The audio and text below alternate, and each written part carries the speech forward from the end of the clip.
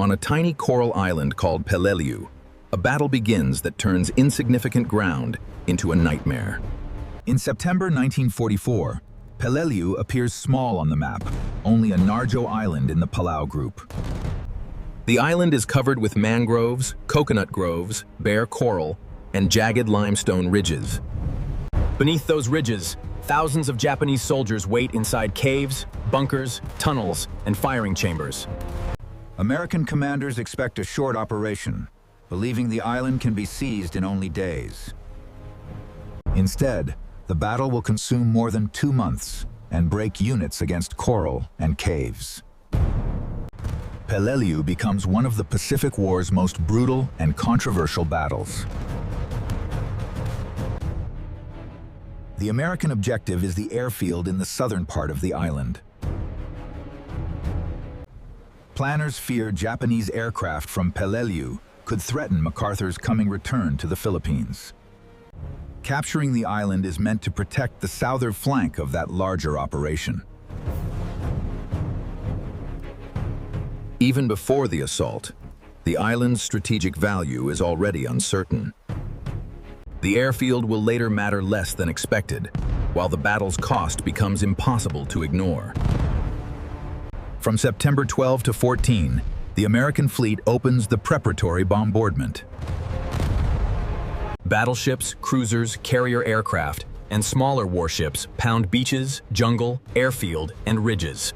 16-inch and 14-inch shells, along with hundreds of bombs, tear across the island. From the sea, Peleliu seems to disappear beneath smoke, dust, fire, and flying coral. Rear Admiral Jesse Oldendorf believes the bombardment has destroyed every worthwhile target. But the Japanese defenders are not waiting in exposed trenches. They are underground. Instead of wasting his force at the waterline, Nakagawa prepares a defense in depth. The beaches will delay the landing, while the main force survives inside ridges and caves. There will be no single suicidal charge, only caves, ambushes, hidden guns, and prepared fire zones. The Umurbrogol ridges contain hundreds of caves, many connected by tunnels and concealed openings. Japanese soldiers can fire, disappear underground, then reappear from another hole nearby. Artillery and mortars stay hidden until Americans enter carefully prepared killing zones. The bombardment destroys surface structures, but most of the garrison survives inside the rock. On the morning of September 15, Peleliu is not dead. It is waiting. At about 8:32, the first waves of the 1st Marine Division approach the beaches. Amphibious tractors crawl across the reef as smoke hides parts of the coast. For a few moments, the beach appears strangely silent after days of bombardment. Then steel doors open in the coral, and concealed Japanese weapons begin firing.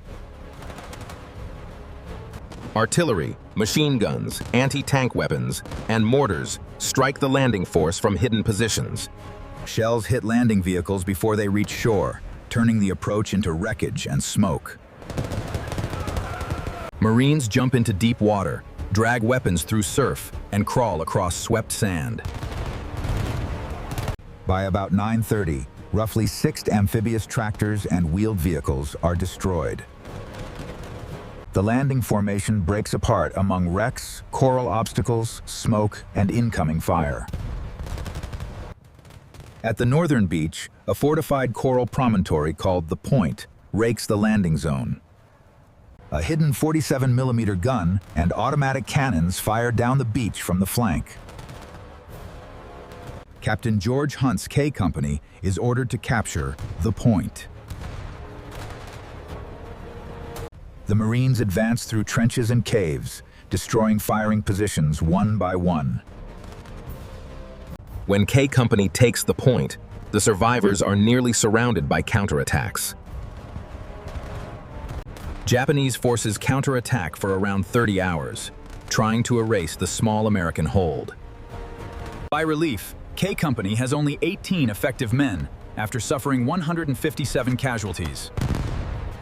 In the center, the 5th Marines advance toward the airfield under heavy pressure.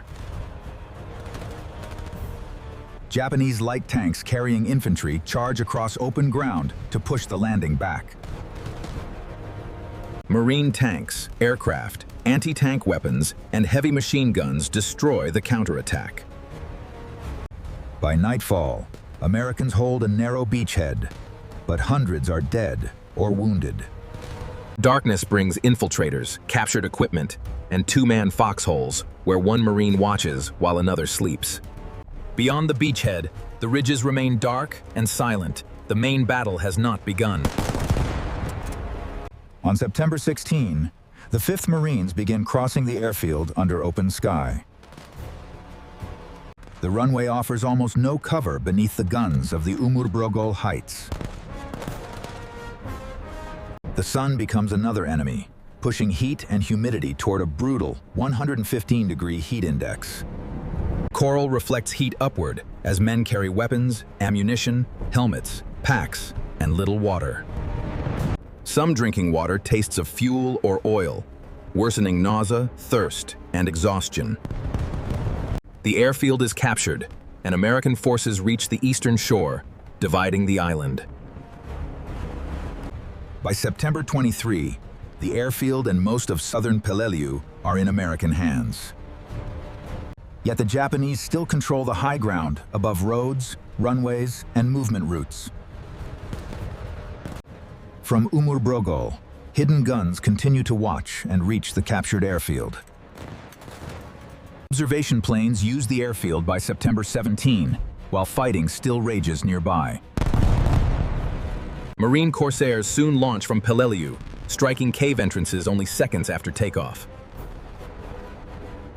Rockets, bombs, and napalm hit cave mouths, but soldiers deeper inside often survive.